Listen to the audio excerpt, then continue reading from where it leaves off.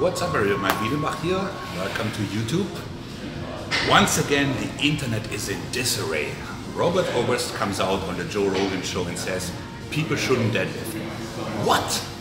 Every broski runs to the keyboard, you suck. Well, so let's take a step back here. So a guy who deadlifts 900 pounds, whatever he did, tells you not to, he might know something.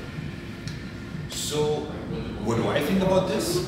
I think he's pretty much on point for several reasons. The first reason is that most people are really bad at deadlifting. Okay, so the injuries through the roof. Hey, you go to any gym. Actually, I felt like when he said that he had been to my gym in Queens, Astoria, New York, and he's seen the can, bro, I got 315 going on. Watch this. So there's a huge injury potential, right? So now, if you ask people why they're in a gym, so the vast majority, like 95% of our people, they are there because they want to look better, right? So they want to build muscle or lose fat. And the deadlift isn't great for either, right? So that's the first issue with that. The other group of people wants to be better at a sport.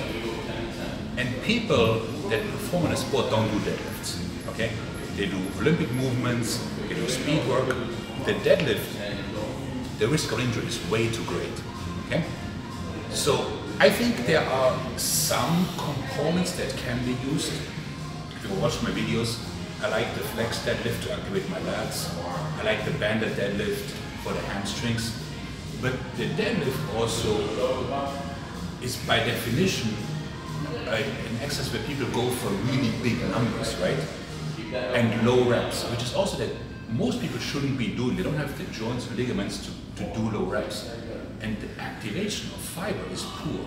So when I was chasing a big deadlift, and I was never great, I was like, like 520 maybe. So first of all, I was using a cross grip, which is a really insanely bad idea because you're like this. In my case, I was like this, and I didn't switch grips because this is my better grip. And my lower back started to hurt, and I got big numbers, but because of my physique, I really didn't look any good because the stress of lifting up these weights all the time, really got to make me very watery.